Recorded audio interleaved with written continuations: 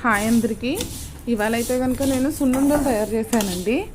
పాప అడిగిందని, పాప స్కూల్కి వెళ్ళే ముందు సున్నుండలు తింటానమ్మా అని అడిగిందని స్కూల్కి పంపించేసి పిల్లల్ని తర్వాత సున్నుండలు అయితే తయారు చేయడం స్టార్ట్ చేశాను. మా ఇంట్లో బాబు నేను అయితే పెద్దగా తినమండి. పాపకి మా వారికి సున్నుండలు అంటే చాలా ఇష్టము. సరే అని ఇంట్లో ఎలాగో పొట్టు మినపప్పు కూడా ఉంది, ఇంకా అందుకనే పాప కోసం సున్నుండలు అయితే చేయడం స్టార్ట్ చేశాను.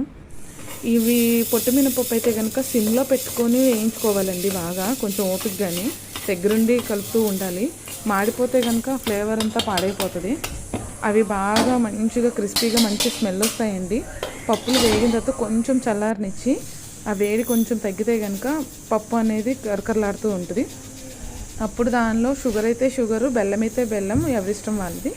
ఎందుకంటే టేస్ట్ని బట్టి ఒక్కొక్కరు ఒక్కొక్కలా కదండి. హెల్త్ పరంగా చూసుకుంటారు కొంతమంది.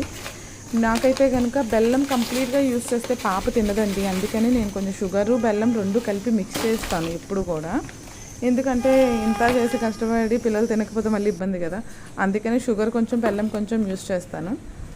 ఈ రెండు కలిపి ఆ పౌడర్లో కనుక మినుములు ఆల్రెడీ ఫ్రై చేసి ఉంచాం కదండి, అది కూడా పౌడర్ చేసేసి దాంట్లో ఇది మిక్స్ చేసి పౌడర్ చేసేస్తే అది కొంతమంది ఫైన్గా చేసుకుంటారు, కొంతమంది వచ్చేసి కొంచెం బరగ్గా చేసుకుంటారండి. బరగ్గా చేసుకుంటే కొంచెం క్రిస్పీగా కరకరలాడుతున్నట్టు వస్తుంది.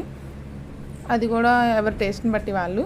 నేనైతే కనుక కొంచెం సాఫ్ట్గానే పౌడర్ చేసేసి దాంట్లో నెయ్యి కాచి వేడి నెయ్యి వేసి కొంచెం ఉండలు చేశానండి. కొంచెం పిండి అయితే విడిగా పెట్టేశాను, ఎందుకంటే మొత్తం ఉండలు చేయడానికి నెయ్యి లేదు ఇంట్లో సరిపడా. సరే ఎప్పుడు తిన్నప్పుడు అప్పుడు మళ్ళీ నెయ్యి వచ్చినప్పుడు కొంచెం ఉండలు చుట్టుకుంటే సరిపోయింది కదా అని ప్రస్తుతానికైతే ఇవాళకి కొన్ని ఉండలు చేసి పెట్టాను. అలా ఉన్న ఉండల్ని తీసుకెళ్ళి ప్లేట్లో వేసుకుని తింటే ఆహా స్వర్గమే.